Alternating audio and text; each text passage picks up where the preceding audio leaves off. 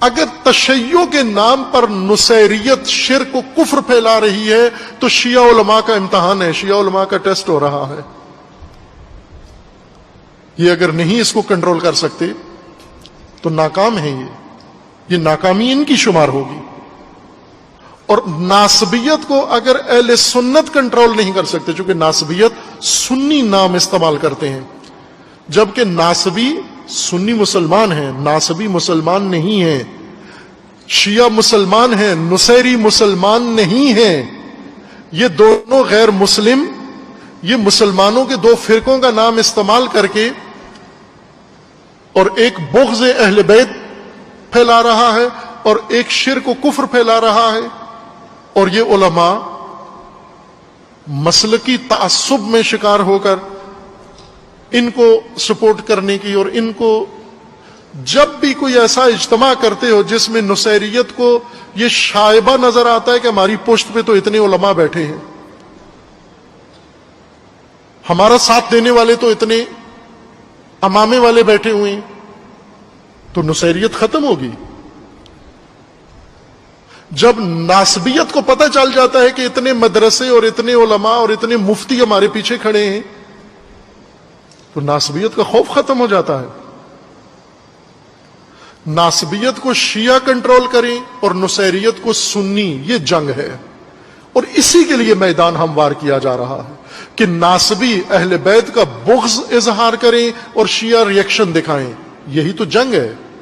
اور نصیری آ کر مقدسات کی توہین کریں، صحابہ کی توہین کریں اور سنی مقابلے میں آ جائے، یہی تو وہ چاہتے ہیں یہ جنگ ہو.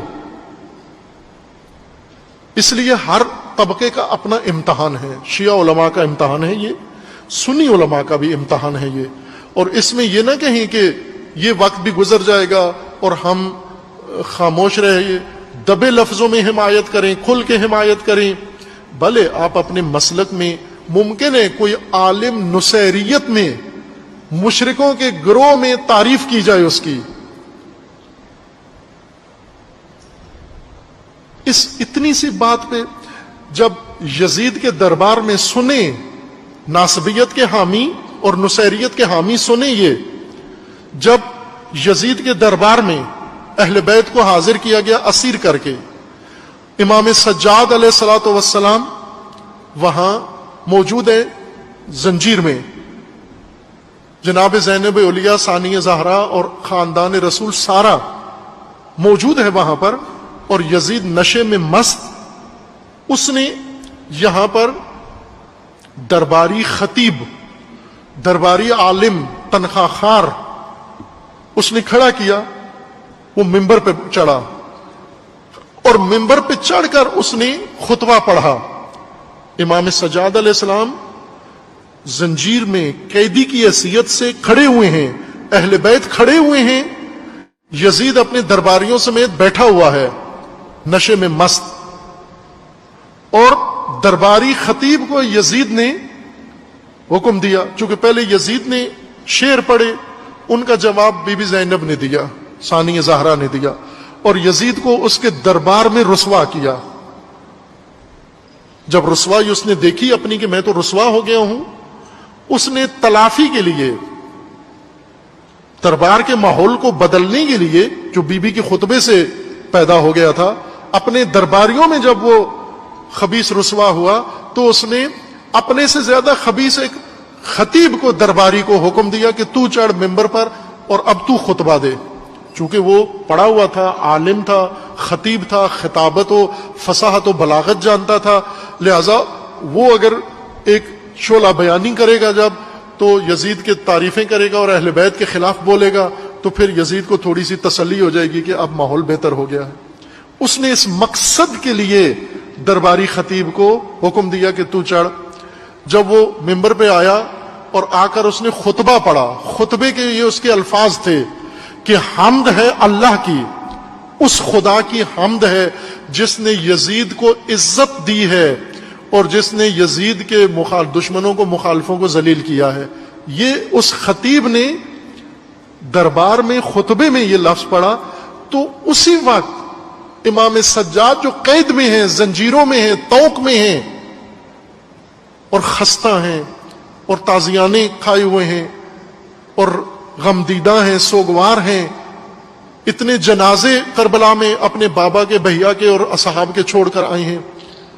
اس حالت میں امام سجاد علیہ السلام نے جب اس درباری خطیب کا یہ خطبہ سنا تو کیا فرمایا، اس کو کیا جواب دیا؟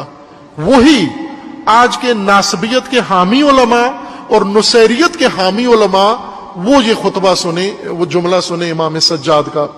امام سجاد علیہ السلام نے کیا فرمایا اس کو؟ ایھا الخاطب، اے خطابت والے،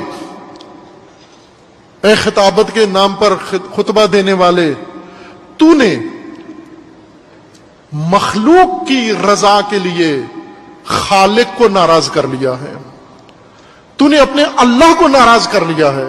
یہ جملہ کہہ کر تو نے، یہ جو آج نصیریت اور ناسبیت کی پشت پہ آ کے کھڑے ہو کے صفیں بنا رہے ہیں، یہ غور نہیں کرتے کہ مشرکوں کے پیچھے کھڑے ہوں گے اور دشمنان اہل بیت کے پیچھے کھڑے ہوں گے آپ۔ یہ ایک اہل سنت عالم کا یہ قول ہے کہ انہوں نے تعصف کے ساتھ، ایک بڑی بزرگ شخصیت کا یہ قول ہے کہ میں تصور نہیں کر سکتا تھا کہ سنیت اتنی پست ہو جائے گی ایک دن کہ وہ بنو امیہ کی تعریفیں شروع کر دیں گے، دشمنان اہل بیت کی تعریفیں سنی کرنا شروع کر دیں گے۔ میں اس پستی کو تصور نہیں کر سکتا تھا۔ اور یہی حال، یہ پستی تصور سے باہر ہے کہ کوئی شیعہ عالم وہ نصیریت کے پیچھے اٹھ کے کھڑا ہو کر ان کے شرک و کفر کی حمایت شروع کر دے اور انہیں شیعہ شمار کرنا شروع کر دے۔ اتنی پستی میں کیوں چلے گئے؟